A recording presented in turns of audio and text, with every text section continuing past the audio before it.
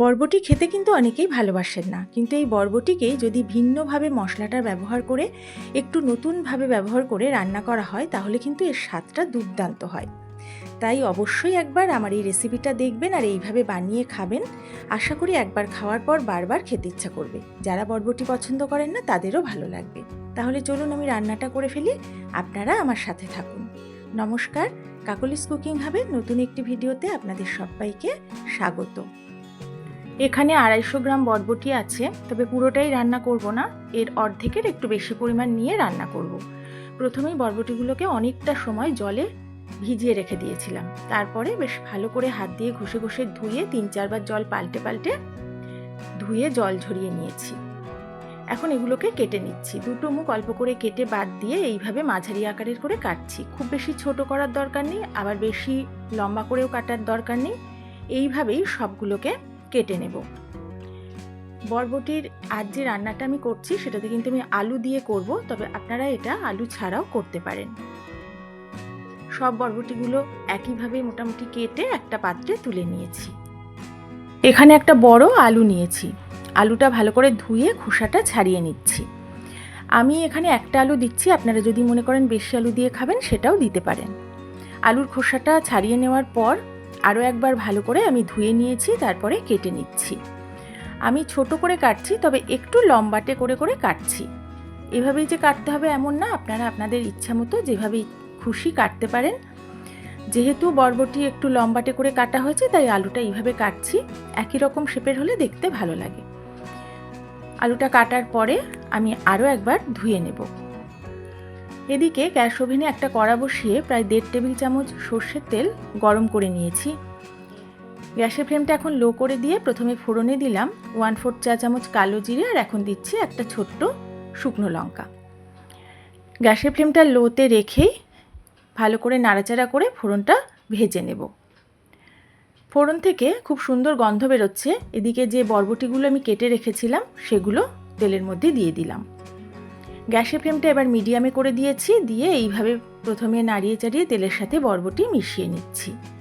প্রায় 1 মিনিট মতো আমি এইভাবে একটু নাড়াচাড়া করে নেব। আমি কিন্তু প্রথমেই লবণ দেব না, লবণ দিলে বরবটিটা ভালো করে ভাজা হবে না। এবারে আমি এর মধ্যে দিয়ে দিচ্ছি কেটে রাখা আলু। আলুগুলো ধোয়ার পরে আমি জল ঝরিয়ে নিয়েছি। আলুটা এবার আবারও নাড়িয়ে চাড়িয়ে বরবটির সাথে মিশিয়ে তেলের সাথেও মিশিয়ে নিচ্ছি। এইভাবে মিডিয়াম ফ্লেমে 2 মিনিট মতো ভেজে নেব। তারপরে আমি গ্যাসের ফ্লেমটা লো করে ঢাকা দিয়ে হালকা লালচে করে আলু আর বরবটি ভেজে নেব। এদিকে আমি এবার একটা মশলা বানিয়ে নেব। একটা মিক্সির জার নিয়ে জারের মধ্যে আমি নিয়ে নিচ্ছি প্রায় 1.5 টেবিল চামচ পরিমাণ পোস্ত। এবার আমি এর মধ্যে দিয়ে দেব সামান্য লবণ। এখন এই পোস্তটা মিক্সিতে শুকনো অবস্থায় একটু গুঁড়ো করে নেব। এইভাবে আমি গুঁড়ো করে নিলাম। এখানে আমি নিয়ে নিয়েছি 3 টেবিল চামচ টক দই। এই দইটা আমি পোস্তর মধ্যে দিয়ে দিলাম। এবারে জল দেওয়ার আর কোনো প্রয়োজন নেই। এই দই আর পোস্তটা আমি মিক্সিতে পেস্ট করে নেব।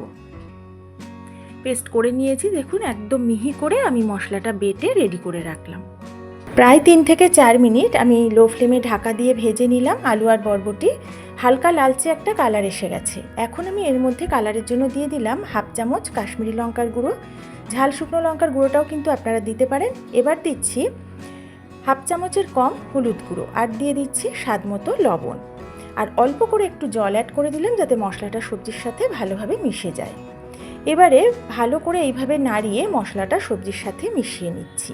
আমি এইভাবে 2 মিনিট মতো একটু নাড়াচাড়া করে নেব। যে সকল বন্ধুরা সব সময় আমার ভিডিওগুলো দেখেন, সব সময় আমার পাশে আছেন, নতুন পুরনো সকল বন্ধু, তাদের সবাইকে অনেক অনেক ভালোবাসা, অনেক ধন্যবাদ আমার পাশে থাকার জন্য। এইভাবে মিশিয়ে নেওয়ার পর লো ফ্লেমে ঢাকা দিয়ে আমি 2 মিনিট মতো একটু ভেজে নেব।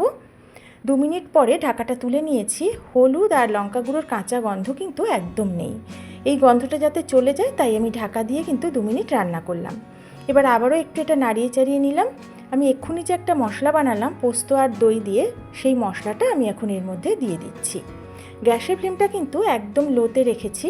দই দেওয়ার সময় গ্যাসের ফ্লেম কিন্তু একদম লোতে করে দিতে হবে, বা গ্যাসের ফ্লেমটা অফ করে দিয়েও দিতে পারেন। একটু নাড়িয়ে মিশিয়ে নেওয়ার পর আবার ফ্লেমটা অন করে লোতে রেখে রান্নাটা করবেন।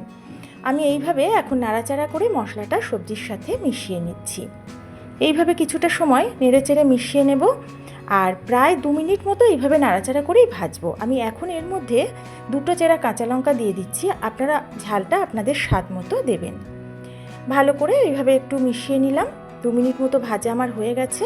এখন লো ফ্লেমে রেখেই ঢাকা দিয়ে আরও 2 থেকে 3 মিনিট কষিয়ে নেব, যাতে দই পোস্তর কাঁচা গন্ধটা একদম চলে যায়।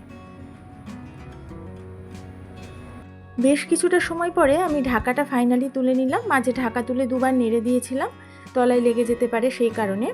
চারপাশ থেকে তেল বেরিয়ে গেছে আর পোস্ত দইয়ের একটা সুন্দর ভাজা গন্ধ বেরোচ্ছে। মশলার সাথে সবজিটা কিন্তু বেশ ভালোভাবে কষানো হয়েছে।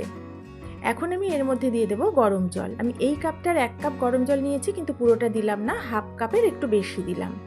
যেহেতু আলু একদমই প্রায় সেদ্ধ হয়ে গেছে, বরবটিও সেদ্ধ হয়ে গেছে, তাই খুব বেশি জল লাগবে না।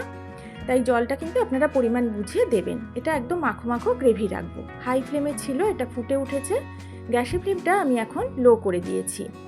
এবারে আমি একটু দেখে নেব যে আলুটা কতটা সেদ্ধ হয়েছে। আলুটা কিন্তু বেশ ভালোভাবেই সেদ্ধ হয়ে গেছে। এখন আমি এর মধ্যে দিয়ে দিচ্ছি 1/4 চা চামচ পরিমাণ চিনি। যেহেতু এতে দই দেওয়া আছে, তাই মিষ্টি কিন্তু একটু না দিলে খেতে একদমই ভালো লাগবে না, তবে সেটা অবশ্যই আপনাদের স্বাদ মতো স্বাদ বুঝে দেবেন। চিনিটা মিশিয়ে নিলাম। এখন লো ফ্লেমে ঢাকা দিয়ে বেশ কিছুক্ষণ রান্না করে নেব। একদম লো ফ্লেমে 2-3 মিনিট ঢেকে রান্না করার পর ঢাকা তুলে মিডিয়াম ফ্লেমে অল্প কিছুটা সময় রান্না করেছি, যাতে গ্রেভিটা একটু ঘন হয়ে যায়। সবজিগুলো একদমই সেদ্ধ হয়ে গেছে আর আমি একটু লবণটাও চেক করেছিলাম, অল্প লবণ লেগেছে, সেটাও দিয়ে দিয়েছি। যেহেতু দই আর পোস্ত দেওয়া আর পোস্ত ভাজার একটা সুন্দর গন্ধ আছে, যেটা খাওয়ার সময় ভীষণ ভালো লাগবে, তাই এই রান্নাটার শেষে কিন্তু কোনো রকম ভাজা মশলা বা গরম মশলা অ্যাড করা হবে না বা ঘিও দেব না। তবে আপনারা চাইলে সামান্য একটু কাঁচা সর্ষের তেল একদম শেষে দিতে পারেন। আমি সর্ষের তেলটাও দিচ্ছি না, আমার রান্নাটা একদম কমপ্লিট। এবার গ্যাসের ফ্লেমটা আমি অফ করে দিলাম। এখন ঢাকা দিয়ে আমি 5 মিনিট স্ট্যান্ডিং টাইমে রেখে দেব। দই পোস্ত দিয়ে বানানো আলু বরবটি নিরামিষ এই তরকারিটা কিন্তু স্বাদে গন্ধে অপূর্ব হয়। রুটি, লুচি, পরোটার সাথে এটা যেমন খেতে পারবেন, গরম ভাত, পোলাও, ফ্রাইড রাইসের সাথেও এটা কিন্তু ভীষণ ভালো লাগবে। যে কোনো নিরামিষ দিনে অবশ্যই এইভাবে একবার বরবটি আলুর তরকারি বানিয়ে খেয়ে আমাকে জানাবেন কেমন লেগেছে। আর যারা বরবটি একদম পছন্দ করেন না, একবার অন্তত এই রেসিপিটা বানিয়ে খাবেন, আশা করি তাদেরও ভীষণ ভালো লাগবে। যদি আমার ভিডিওটা পুরো দেখার পর ভালো লাগে, আমার ভিডিওতে একটা লাইক করবেন, পারলে একটু শেয়ার করবেন। নতুন বন্ধুরা আমার ভিডিও ভালো লাগলে বন্ধু হয়ে পাশে থাকবেন। তাহলে আজ এই পর্যন্তই। সবাই ভালো থাকবেন, সুস্থ থাকবেন।